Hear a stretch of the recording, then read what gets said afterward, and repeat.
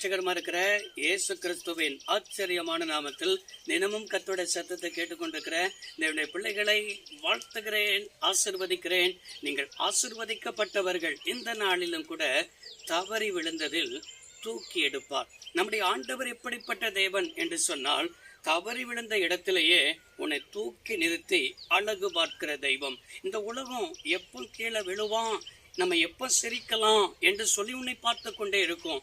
அப்படி உன்னை பார்த்து கொண்டே இருக்கிறவர்களுக்கு முன்பாக நீ விழுந்த இடத்துல உன்னை நான் தூக்கி நிறுத்துவ மகளே, உன்னை நான் தூக்கி நிறுத்த அழகு பார்ப்பேன் என்பதாக என்ன செய்யணும் சொன்னால் நாம் விளங்கிக் கொள்ள வேண்டும். ஒரு நாள் கர்த்தருக்காக பயன்பெற்றவர்கள், கர்த்தருக்கு ஆசீர்வாதமாய் இருந்தவர்கள், இன்றைக்கு ஒன்றுமே இல்லாததை போல, விழுந்ததை போல நீங்கள் காணப்படுகிறீர்களோ?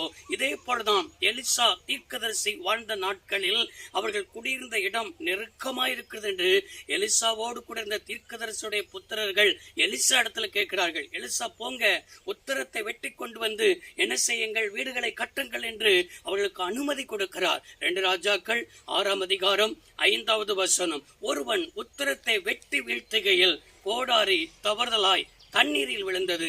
ஐயோ என் ஆண்டவனே, இது இரவலாய் வாங்கப்பட்டதே என்று சொல்லி எலிசா தீர்க்கதரிசி இடத்துல சொல்லுகிறதை பார்க்க முடிகிறது. பாருங்க, இந்த கோடாரி வெட்டுகிறவனுடைய கையில் இருக்கும் பொழுது நன்றாய் மரத்தை வெட்டினது.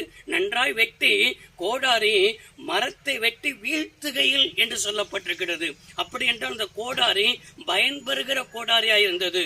பயன்பெறுகிற கோடாரியை தான் வாங்கி கொண்டு என்ன செய்திருக்கிறான், வந்திருக்கிறான். இதே போலதான் நம்முடைய ஆண்டவருக்கு பயன்பெற்றமே, ஆண்டவருக்காக பிரகாசித்தமே, ஆண்டவருக்காக ஆசீர்வாதமாய் இருந்தமே, நம்ம போகிற திருச்சபைக்கு ஆசீர்வாதமாய் காணப்பட்டமே, குடும்பத்திற்கு ஆசீர்வாதமாய் காணப்பட்டோமே, சமுதாயத்திற்கு ஆசீர்வாதமாய் காணப்பட்டோமே, எல்லா இடத்திலையும் ஆசீர்வாதமாய் இருந்தேன் நான். இன்றைக்கு என்னுடைய வாழ்க்கையிலும் ஆசீர்வாதத்தை இழந்து எல்லாருக்கும் ஆசீர்வாதமாய் இருந்த நான் இன்றைக்கு மற்றவர்கள் நிந்திக்கப்படத்தக்க நிலைமையில், அவமதிக்கப்படத்தக்க நிலைமையில் நான் என்ன செய்கிறேன், மூழ்கி போய் காணப்படுகிறேனே என்று சொல்லி எந்த இடத்தில் மூழ்கி போய் இருக்கிறாயோ, எந்த இடத்தில் தலகுனிந்து இருக்கிறாயோ, பாருங்கள், அங்கே எலிசா தீர்க்கதரிசி இடத்தில் அந்த காரியத்தை சொல்லும் போது என்ன சொல்கிறான், ஐயோ எனக்கு ஆபத்து வந்து விட்டது, கோடாரி தண்ணீருக்குள் விழுந்து விட்டது, நான் அது இரவலாய் வாங்கப்பட்டது என்று சொல்லி தன் காரியத்தை எலிசா இடத்துல சொல்லும் பொழுதுதான், அப்படியா உன் வாழ்க்கை அவ்வளவுதானா,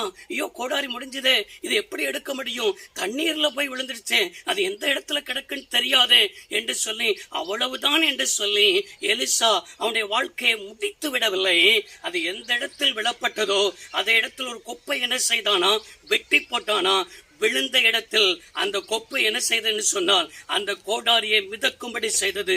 நம்பிக்கையே இல்லாத அனுபவத்தில், நம்பிக்கையை இழந்து போன அனுபவத்தில் நம்முடைய தேவன் ஒரு நம்பிக்கை உண்டு பண்ணுகிறவர். நம்முடைய தேவன் எப்படிப்பட்ட தேவனாய் இருக்கிறார் என்றால், அந்த இடத்தில் இரும்பை மிதக்க பண்ணி எந்த கையிலிருந்து அந்த கோடாரி தவறி விழுந்ததோ அந்த கோடாரி என்ன செய்ய சொன்னால் அதே கையினால் எடுத்துக் கொள்ளும்படிக்கு கர்த்தர் அற்புதம் செய்தார். எந்த ஆசீர்வாதம் இந்த கை இழந்ததோ, எந்த நன்மை இந்த கை இழந்ததோ, எந்த மேன்மை இந்த கை இழந்ததோ, அந்த இழந்து போன கைகளிலேயே இழந்து போன ஆசீர்வாதத்தை தந்து, என் தேவன் உன்னை ஆசீர்வதிக்கிறவர், என் தேவன் உன்னை தூக்கி எடுக்கிறவர், என் தேவனை பற்றிக்கொள், ஆண்டவரை பிடித்துக்கொள். அவரை பிடித்துக் கொள்ளும் பொழுது நீ ஒரு நாள் பயன்பெற்றேன், இன்றைக்கு ஒன்றும் இல்லாததல்ல, இன்றைக்கும் பயன்பெறுகிறேன், இன்றைக்கும் ஆசீர்வாதமா இருக்கிறேன் என்பதற்கு தான் ஆண்டவர் உன்னை தூக்கி எடுத்து உன்னை அழகு பார்க்க நான் போதுமானவராயிருக்கிறேன், என்னை பற்றிக் கொள்வாயா என்பதுதான் ஆண்டவர் எதிர்பார்க்கிறார். சர்வ வல்லமையுள்ள தெய்வமே, அருமை தகப்பனே, இன்றைக்கும் உடைய பிள்ளைகளுடைய வாழ்க்கையில்